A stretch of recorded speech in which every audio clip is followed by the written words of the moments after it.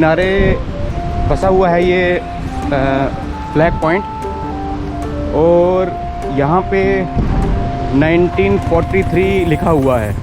के नीचे लिखा है first try colour hoisting in India.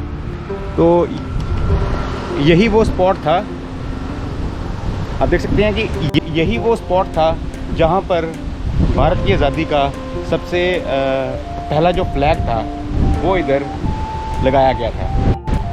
India तो वैसे 1947 में आज़ाद हुआ था, लेकिन 1943 में जापान की मदद से अंडमान को ब्रिटिशर्स से आज़ाद करवाया गया। तो इसलिए ये जो जगह है इसे बोलते हैं फ्लैग पॉइंट। और देखिए नीचे लिखा है first try colour hoisting in India.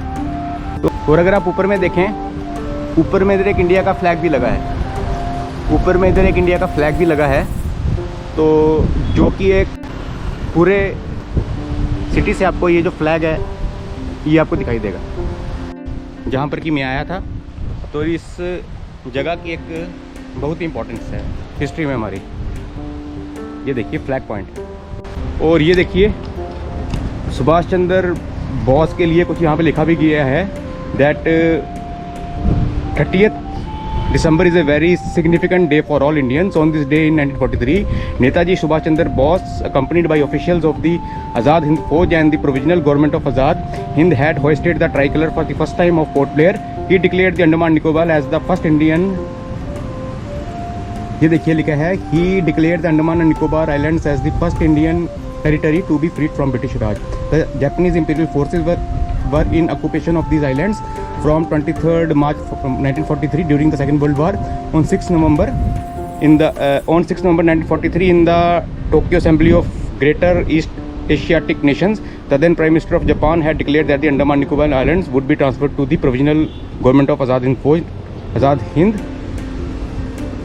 Netaji was the Supreme Commander of the Azad Hind Fauj and head of the state of the Provisional Government of Azad Hind Fauj. और ये देखिए ये लगा है नेताजी सुभाष चंद्र जी का मूर्ति।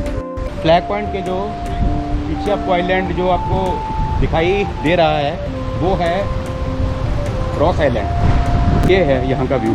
वो आ गया आपका सामने रॉस आइलैंड, और वो आपका आ गया नॉर्थ बे आइलैंड। तो अगर आप अपने 20 के नोट के ऊपर देखेंगे, जो आपका पुराना 20 का नोट है, अगर आप उसके ऊपर देखेंगे तो आपको वो नॉर्थ वे का जो वो लाइट हाउस दिख रहा है वो आपको नोट के ऊपर दिखाई देगा।